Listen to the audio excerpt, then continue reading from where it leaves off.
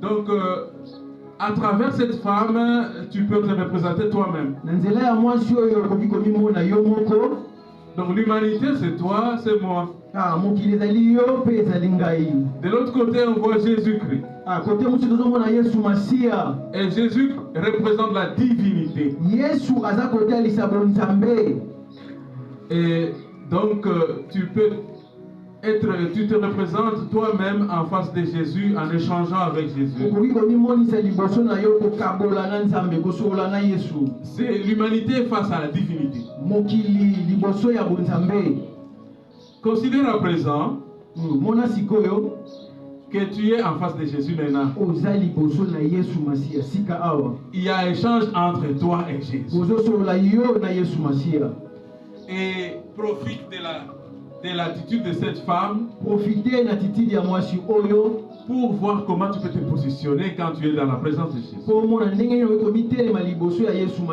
Comment tu peux agir et réagir. Alors, c'est un thème central. En y réfléchissant profondément, ça m'a poussé à formuler ce sous-thème. Quelle est ton attitude face à l'immensité de la grandeur de Dieu? Parce que quand on parle de Jésus, on voit Dieu. Et Jésus a dit, c'est lui qui me voit moi. Il voit le Père. Moi et le Père sommes un. Amen. Amen. Donc, tu es là aujourd'hui en face de Jésus. Et Jésus t'interpelle. La femme était interpellée par la question, la demande de Jésus. Il avait d'abord demandé de l'eau. Il avait même dit, si tu savais, c'est lui qui t'a demandé de l'eau. Sur le passage qu'on a lu, il interpelle la femme et dit, va et appelle ton mari. Vous savez, Dieu aussi a interpellé Adam à travers une question. Alors il avait aussi demandé, as-tu mangé les fruits que j'étais interdit de manger? Nous allons y arriver. Dieu nous interpelle, il parle tantôt d'une manière, tantôt d'une autre. Cette femme était interpellée de cette façon. Avant de développer ce thème, il pénétrait profondément pour tirer des leçons. J'aimerais diviser mon enseignement en deux parties. Et la première partie de mon enseignement, c'est l'immensité de la grandeur de Dieu. L'immensité. Ok. L'immensité de la grandeur de Dieu. Ok. Bon, parce que mon sous-thème, c'est quelle est ton attitude face à l'immensité de la grandeur de Dieu? Amen. Amen. Alors, on va commencer par l'immensité de la grandeur de Dieu. La grandeur immense. Amen. Amen. C'est très bien. Amen. Alors, nous allons... la deuxième partie concernera ton attitude et mon attitude face à l'immensité de la grandeur.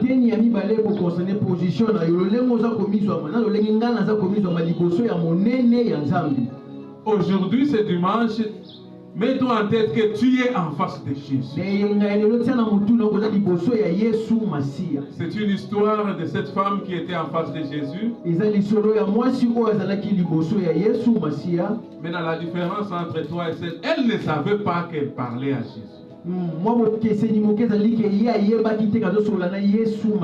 Mais moi, je te signale déjà que c'est Jésus qui est là.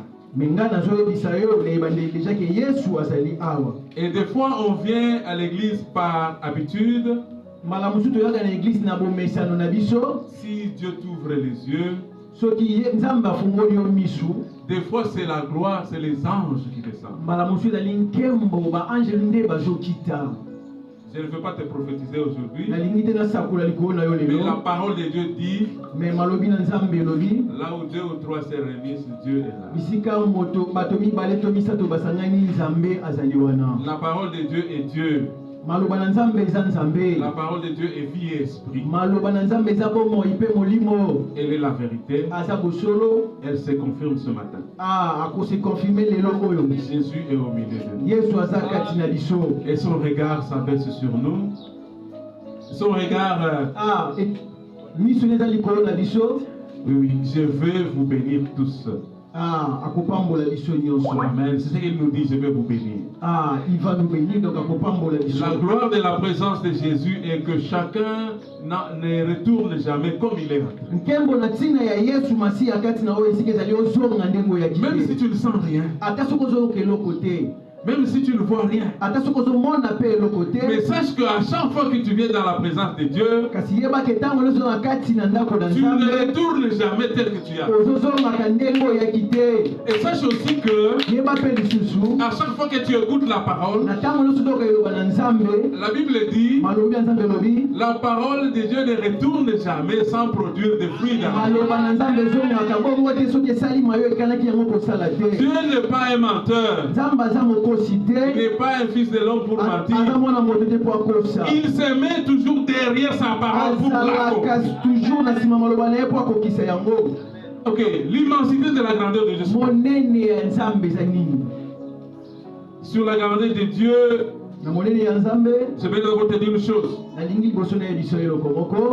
Dieu est plus grand que ton problème. Tu peux voir, par exemple, le problème que nous avons à Goma, que c'est un grand problème. Même moi, quand j'ai appris ça, j'ai beaucoup regretté. Parce que j'ai des amis là-bas, j'ai la famille là-bas. Même si Dieu a épargné les membres de ma famille là-bas, ça m'a fait très mal. Mais pour Dieu, ce problème-là est petit par rapport à l'immensité de la grandeur. Maintenant, quand tu viens dans la présence de Dieu face à la grandeur et l'immensité de Dieu, ne regarde pas la grandeur de ton problème, mais regarde la grandeur de l'immensité. Et ton problème va disparaître. Considère combien Dieu est grand. Et tu vas comprendre que ton problème est petit. Et nous allons lire la Bible pour voir combien la Bible nous décrit la grandeur de Dieu. Et je vous préviens même que moi-même, je ne saurais pas décrire combien Dieu est grand.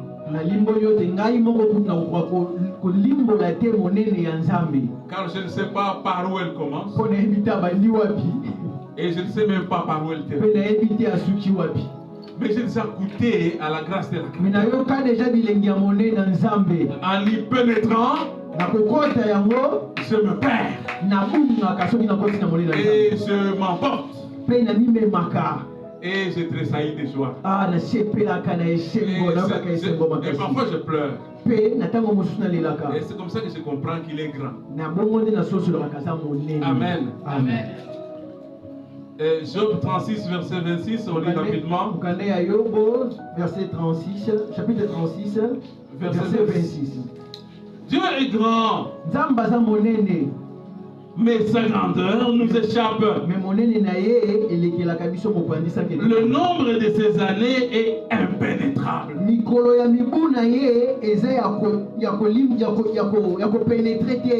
Notre connaissance est tellement limitée. Et la Bible même dit nous connaissons en partie, nous prophétisons en partie. Avec notre petite connaissance, nous ne pouvons pas pénétrer la grandeur.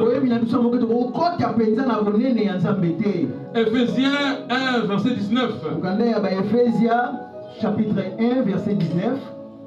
Ephésiens 1:19, la Bible dit. Et quel est envers nous?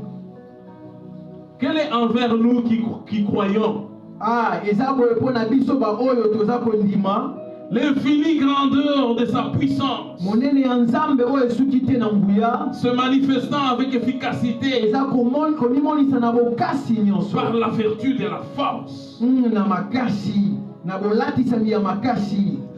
Dieu est plus grand que ton problème. Et dit l'infinie grandeur se manifeste avec efficacité par la vertu de sa force. Amen. Amen. Et quand nous lisons Apocalypse 22, le verset 13, verset 13, la Bible dit ceci. Je suis l'alpha, je suis l'oméga, le premier et le dernier, le commencement et la fin. Donc Dieu lui-même est le commencement. Il est aussi la fin. Et personne n'a pénétré son commencement. Et à la fin où il termine, personne n'y est arrivé. Il est tellement grand.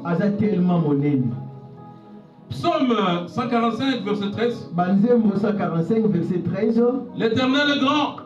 Il est digne de louange. Et sa grandeur est insondable. Et là, on dit impénétrable dans l'autre verset. Cela veut dire aussi la même chose, insondable. Avec notre petite intelligence, nous ne pouvons pas y pénétrer. En moins que lui-même nous révèle. L'immensité de la grandeur.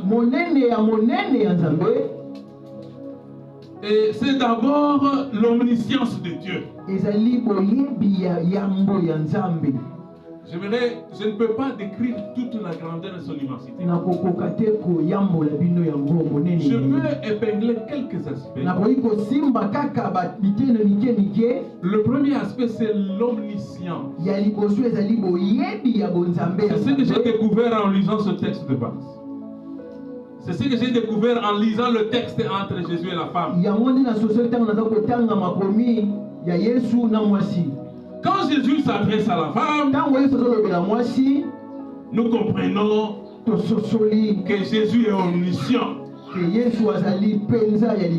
Il a le caractère, la nature de Dieu.